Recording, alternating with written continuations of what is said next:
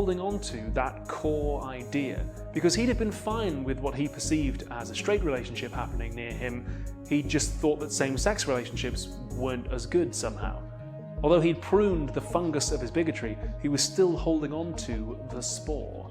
And in the 15 years hence, he's realised that that spore is false and harmful, and he's let it go and become a better person. But now, your dad will say something like this. Well, yeah, if people want to be called by whatever pronouns or wear whatever clothes or, change their name, that's okay with me. I haven't got a problem with it at all. I think people should be able to do as they please. Maybe that's your position.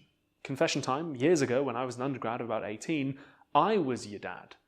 When I, in my enormously privileged bubble, first encountered the concept of being transgender, this was the position that I defaulted to. It just seemed like that's what a nice person would do, and I wanted to be nice and get on with everyone. So I've met cisgender people of all ages and backgrounds and sexualities who hold this basically like liberal-minded and tolerant view, which is still dangerously wrong. So if that's you, then Betcha invites us to take the next step. She says that whilst this outlook is, in her opinion, preferable to outright hostility against trans people, like your dad's casual homophobia 15 years ago, it's still holding on to the spore. Because she says, unlike homophobia and biphobia, where the core false claim is an ethical one, the core of a lot of the transphobia she's experienced and researched is metaphysical skepticism. The false belief that trans people don't really exist as trans people, but are really the gender they were assigned at birth. And this metaphysical skepticism, she says, is what in the minds of bigots operates as the theoretical justification for putting trans people in the wrong prisons, denying them access to domestic violence shelters, banning them from public spaces, misgendering them, committing violence towards them, and all manner of horrific treatment. Nowadays, a skeptic, or skeptic if you're in North America, usually means somebody who prioritizes evidence, especially scientific evidence, in explaining things. Or at least someone who aspires to do that with the evidence as they see it. On YouTube, things don't always shake out that way. But the ancient Greeks had a far more radical form of skepticism, one which is alive and well right now. Unlike the rational skeptics of today, the skeptics of yore were less keen on evidence. In fact, at times their position was pretty anti-evidence. Their driving question was, how do you know the things that you claim to know? You say all these things about the world, about reason, about what exists, but you could be wrong. For every experience you have, which you think is evidence of the truth, you could have an identical experience, but which is false. So you can never really say for certain that you know anything. If you've studied A-level philosophy, you might have encountered René Descartes and his idea of radical doubt. Similar sort of thing. If you haven't read Descartes though, don't worry about it. In philosophy, thinking about what exists is called metaphysics, and thinking about knowledge and what it is and how we get it is called epistemology.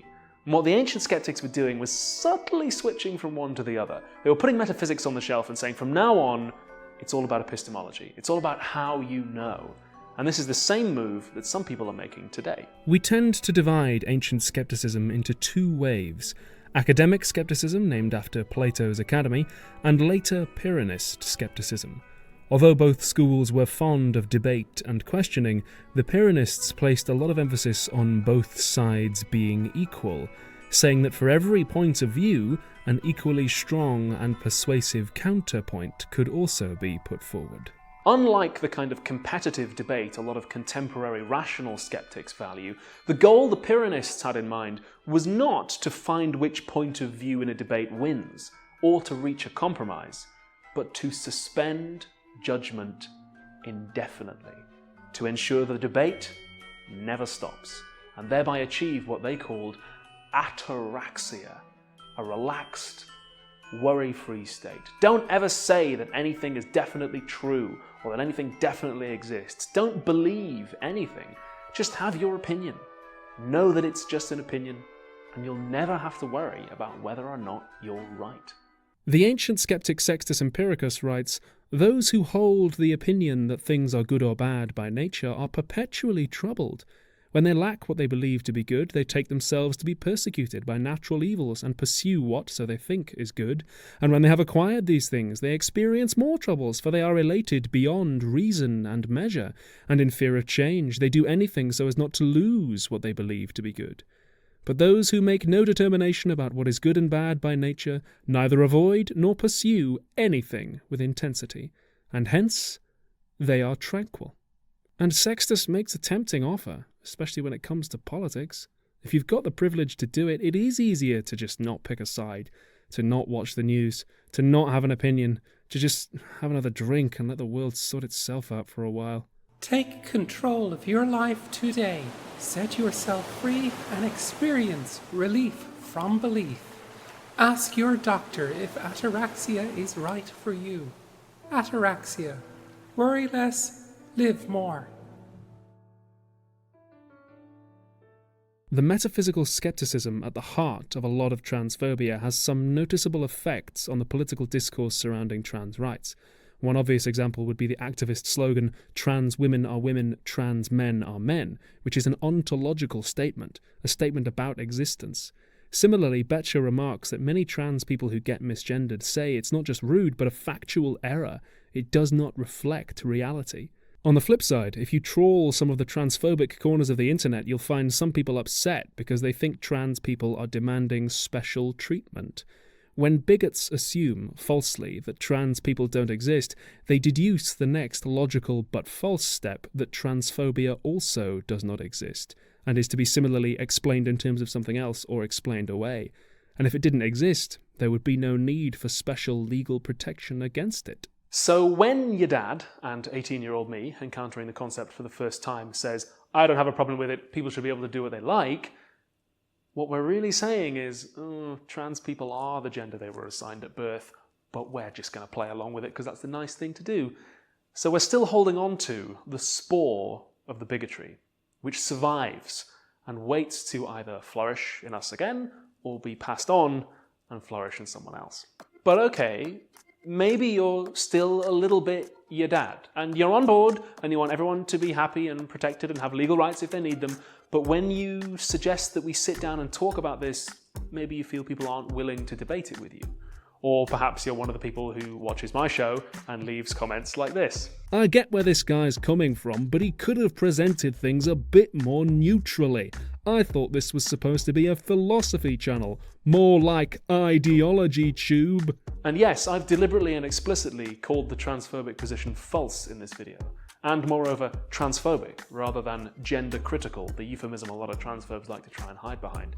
And again, understanding that metaphysical skepticism is at the heart of the transphobic position can help shed some light here. Since the position of the transphobe is that trans people don't really exist as trans people, and the position of trans people is obviously that they do exist, immediately we can see that no compromise is possible. Things either exist or they don't. There's no middle ground. So in any debate on this issue, it's going to be winner takes all.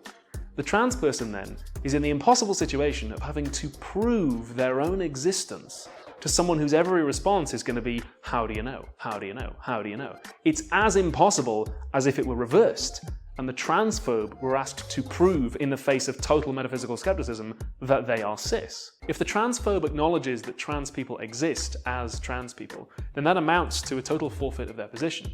So the strongest place a trans person could get to in that debate would still probably be one in which they are either lying or deluded about their own existence.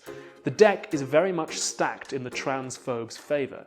So in that situation, it's perhaps unsurprising that many, though not all people, would decide that faced with an opponent whose entire position is the total denial of your humanity as the kind of human being that you are, the only winning move in such a game would be not to play. Moreover, it's not just a rigged game, but a risky one. The price of failing to prove to cis people that they are the gender they say they are can be death for trans people. Betcher writes, "To invite me to a philosophical forum in which I prove my womanhood is to do something far different from inviting me to share my views on mathematical Platonism. Do you understand the risks? It's one thing to spout views on the composition problem with both arrogance and ignorance. It happens, it's annoying, but it's quite another thing to do this when we're talking about people. People who are in the room, people trying and succeeding to philosophize themselves. Because I'm cis and therefore I don't face transphobic violence, it's an element of this discussion that I'm probably inadvertently going to end up downplaying, so remember those sources below." I know that when I imagine a bigot, I picture like a skinhead shouting in the street, and a fair bit of that does go on, but some transphobes will also cloak their bigotry in academic language, and in particular in the language of feminism. Hence the acronym Trans Exclusionary Radical Feminists, or TERFs, the academic feminist subset of transphobes.